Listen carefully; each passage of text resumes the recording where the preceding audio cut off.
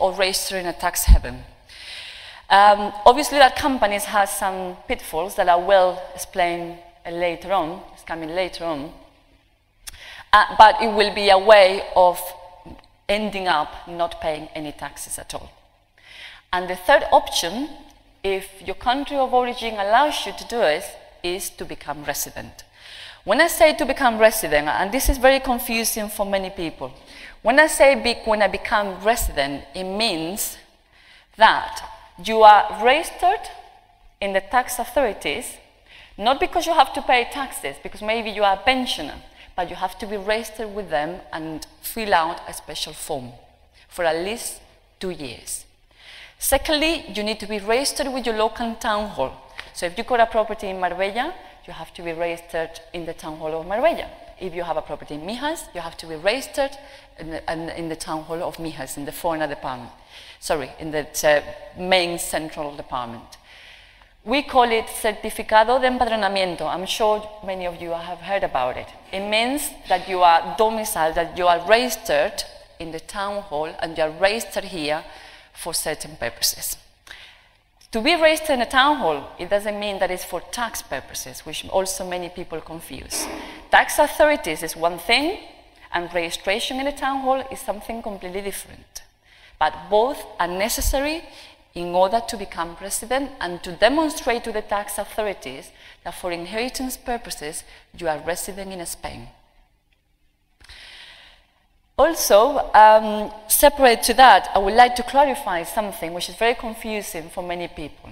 Having a Spanish will, it doesn't mean that you don't pay taxes. Because many people, I've got many inquiries, and many clients say, oh, but I got a Spanish will, so there's no tax to pay. No, you still have to pay the inheritance tax. Independently if you are non-resident or resident, of course. As I said, every case needs to be studied. But you still will have to pay something. If you are resident, as I said before, you will end up avoiding up to 95% of the inheritance tax.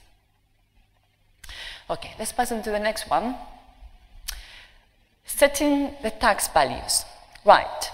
How do you set the values? Well, obviously your lawyer will help you with that, but I'm going to give you a little bit of a clue in order that you can just make your plans and make your decisions.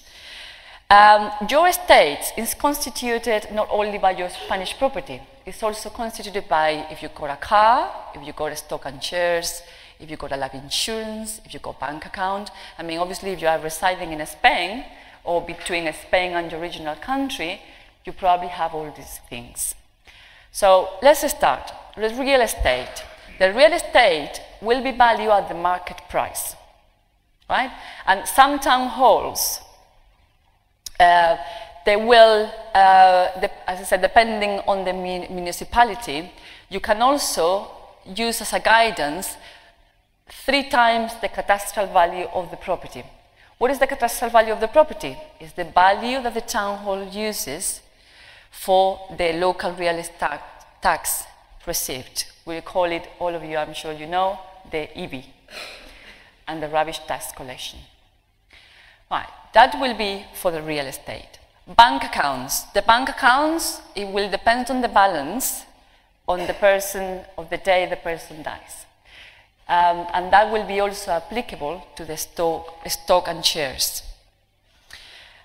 Personal effects, furniture, they will be taxed at 3% of the value of the property. And automobiles, cars, they will be taxed. The tax authorities actually provides every year a tax band in which you have just to look into them, get into the tax authorities, and get the value assigned to a used car. They publish them, as I said, once a year. They will treat it separately, automobiles. And the last one will be the life insurance.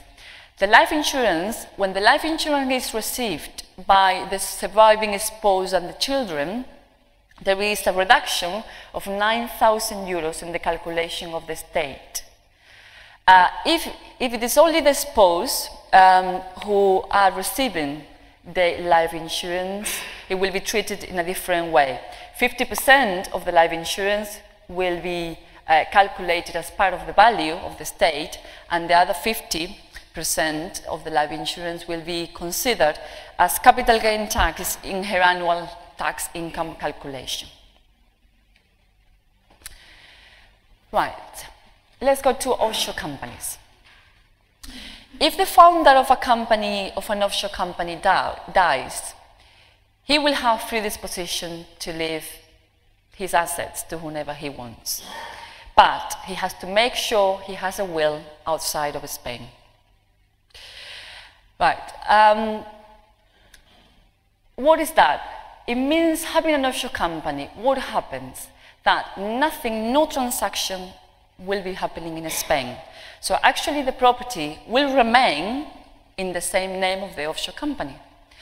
And I know we're only talking about inheritance tax, but when an offshore company owns up a Spanish property, actually if you sell the property, there's no either capital gain tax or transfer tax for the buyer.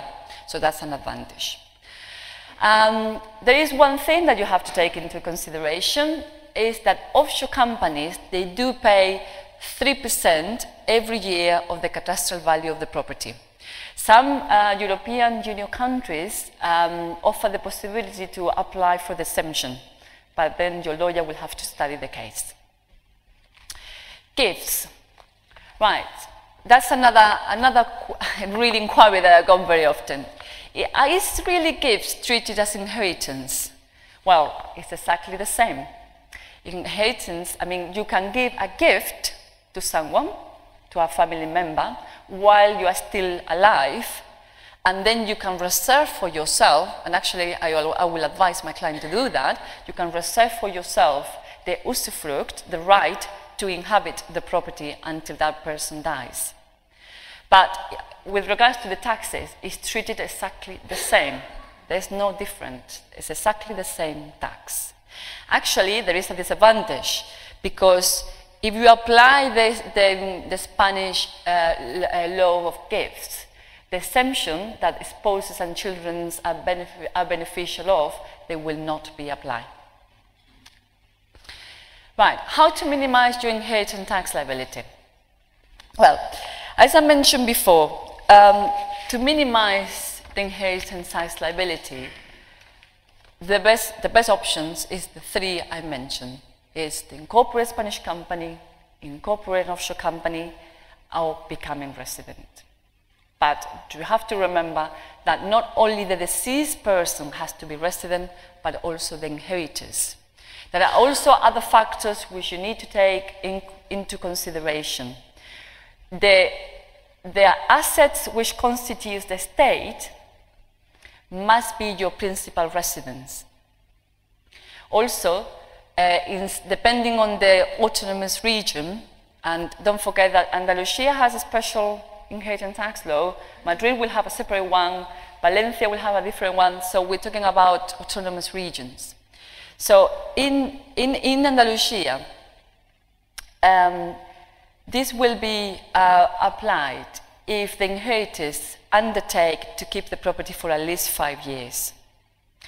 But, as I always say, one thing is the theory and one thing is the practice. It's never applicable. I had cases in which the inheritors didn't respect the 5 years and nothing happened. Actually, the communication between the land registry office and the tax authorities, they're not very precise. So here we go. It's something that it's good to know. Right. Okay. Let's go to the next one.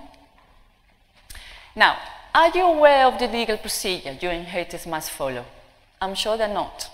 And I'm very surprised, really surprised, how very few people think about inheritance tax. And talking to Annette and talking to many people of different town halls, the number of registrations that we got as foreigners in Costa del Sol is huge. It's absolutely huge. I mean, it's incredible. But they are not aware of what they get involved when they buy a property in Spain. They always say, oh, I will leave it for next year. I will leave it for next year. Maybe when I'm 50, maybe when I'm 60. But I can die tomorrow. This is not the point. The point is that if you don't plan ahead and you don't get your inheritors duly prepared to what is coming and can come any time, and I understand it's a subject that not many people like to talk about, but you need to protect your assets. You need to be aware, and your inheritors must also be aware of what you got involved buying a second home. So there are, as I said before, a lot of lack of information, but also there are a lot of lack of interest, because when you don't know, you don't really know where to start from. You don't really guided to go to anywhere, but it's something you need to start thinking about because it's quite important. Planning ahead about the inheritance tax. I mean, you can't imagine, and you won't know, you will be surprised how much money you can save. Because in the last minute, people, it's a common thing, it's not a criticism, it's just a common thing that we always leave everything to the last minute. And what happens to the last minute? That your inheritors encounter a huge bill from the inheritance tax authorities. And what happens if they don't pay the huge bill? The property cannot be sold. The property cannot be rented. The property gets frozen. The bank accounts get frozen. So it's very important that really you are aware, having a second home or thinking in retiring, to plan ahead. I cannot really stress enough how important this is to minimize your inheritance tax liability. So what is the deadlines and the time scales involved? Right, you've got 6 months to pay the tax. So within the 6 months after the death happened, you have to pay the inheritance tax. There is a very comprehensive process that needs to be taken care of, and obviously, as I said, your inheritors must also be aware. Where the inheritance tax must be paid? Well, there are 2 different ways to pay the inheritance tax depending if the deceased person is resident or non-resident. If the deceased person is a non-resident, the inheritance tax will be paid in Madrid. If the deceased person is resident, it will be paid in the Spanish tax authorities corresponding to where the property is located, what we call oficina liquidadora, that I'm sure you heard about. Right, how to obtain the death certificate? And there's another thing which is quite important information. Right. Well, depends where you die. If you retired, your beautiful home, the sunshine in Spain, and if you die in a hospital here, your doctor will issue a certificate. Your lawyer has to help you with that. Within 24 hours, you have to present the application for the death certificates. Within 24 hours. And people get very confused because in your original country, normally the process can take even 2 weeks. Not in Spain. It's a completely different process. The death certificate has to be applied within 24 hours. If you die in your country of origin, then it will be the normal process. You apply in the civil registry for the death certificate, and in order that the procedure of the inheritance tax can be taking place in Spain for your inheritors, again, we need to translate this death certificate and apostille the death certificate with the half apostille. NI numbers. Now, I'm sure that if you are around here, I'm sure that everyone knows what an NI number is. And they are applied to the police station. It's a foreign identification number. Everyone needs one to do any transaction in Spain. Opening bank accounts, buy a car, buy a property. Actually, you will not be able to buy a property without an NI number. So, again, your lawyer can apply that for you, or you can go directly to the police station, to your closest one. It will be always the police station that your property belongs to. So it's in the same city. And for that purpose, if you don't want to queue up at 6 o'clock in the morning in the police station, then you can grant a power of attorney to your Spanish solicitor, who can actually do it on your behalf. The power of attorney, it will be also an important process, because for your inheritors,